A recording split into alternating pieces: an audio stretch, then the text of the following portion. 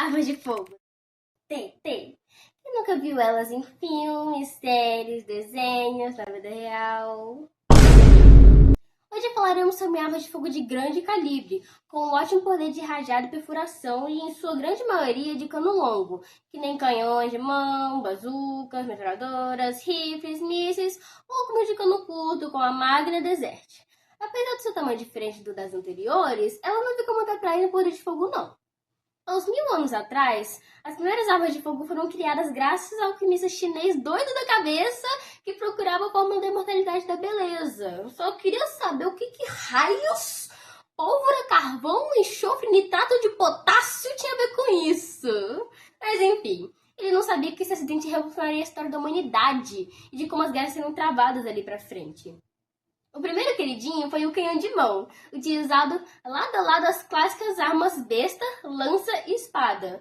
A tecnologia avançou, eles saíram de moda e deu espaço a novas espingardas arquebus no século XV. E foi a primeira arma de fogo com gatilho da história.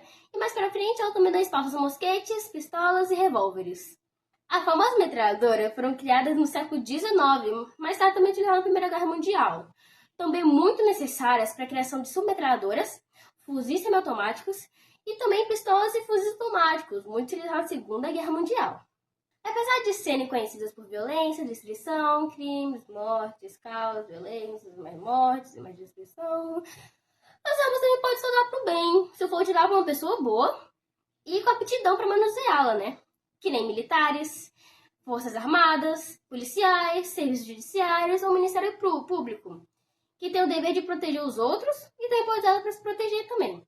O porte de armas é proibido no Brasil, a gente sabe, né? A não ser que você tenha uma licença por causa da sua profissão ou por algum tipo de risco de ameaça. Daí sim pode ter uma arma de fogo, tá liberado. Mas só se tiver mais de 25 anos e um treinamento adequado.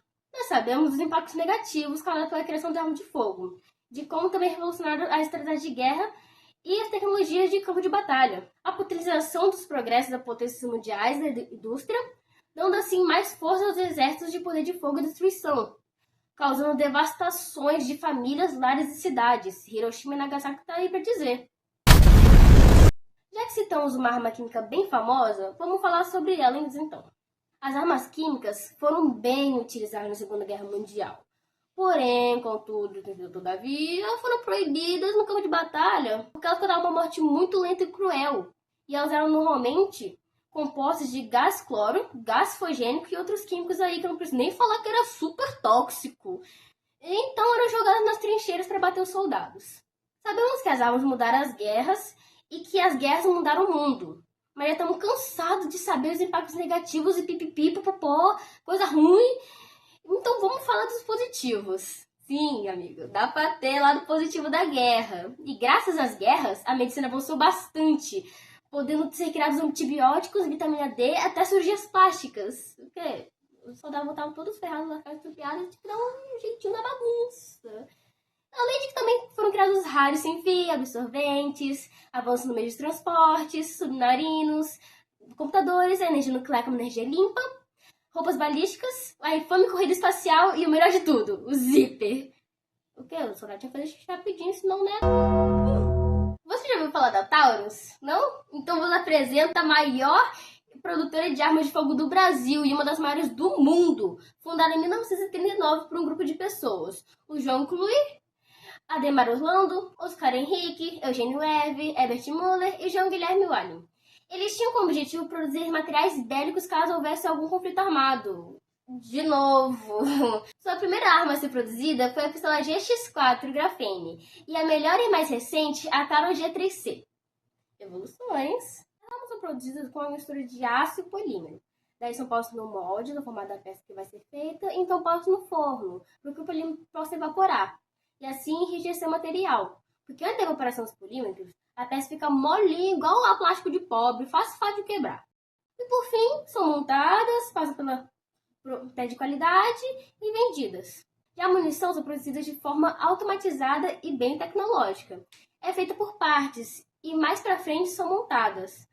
E as partes são os projéteis, no caso as balas, os estojos, onde fica o projétil e o primer, ou espoleta, que é onde se inicia o processo de combustão da pólvora por causa da faísca gerada pelo impacto, faz T. Aí é junto com uma solução química, que faz explodir assim e ser lançado para frente. As munições antigas eram feitas de cobre e tinham que ser carregadas manualmente com esfera de chumbo e pólvora. E adivinha quem são os maiores produtores disso tudo?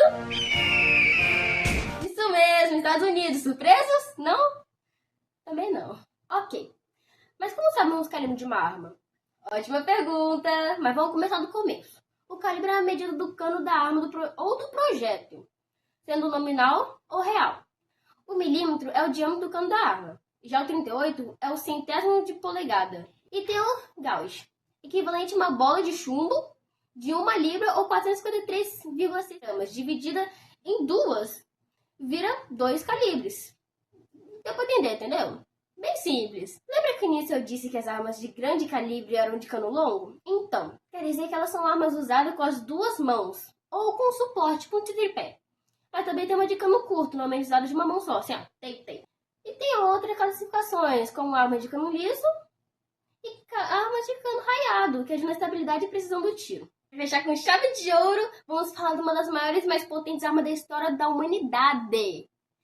A Deutsche Gustav, não me julga, é alemão, não sei pronunciar.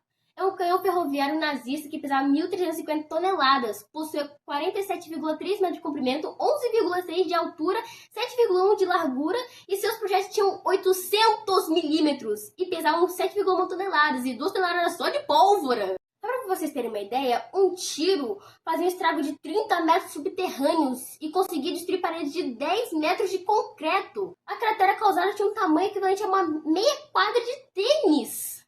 Foram necessários trens e 106 vagões para transportar essa belezura, junto com equipamentos e as tripulações. Era uma coluna enorme, equivalente a 17 campos de futebol. O tamanho dessa porcaria. Para fazer a total montagem desse monstro, foram necessárias 54 horas, sem falar que seus projetos chegavam a 39 km de distância. Mas para carregar, demorava cerca de 45 minutos, e o limite de tiros por dia era 14 a 16. Mas tudo isso foi inútil, até porque eles erraram o alvo por 750 metros graças ao erro de cálculo. E com aquela quantidade toda de material, dava para ter construído 250 unidades de 150 milímetros. Teria sido muito mais útil. No fim disso tudo, a esfera Gustav foi destruída para que os americanos não pudessem as mãos nela. E é isso! Espero que tenham gostado. Todas as fontes de pesquisa que eu usei para fazer esse vídeo vão estar na descrição. Fiquem com os créditos!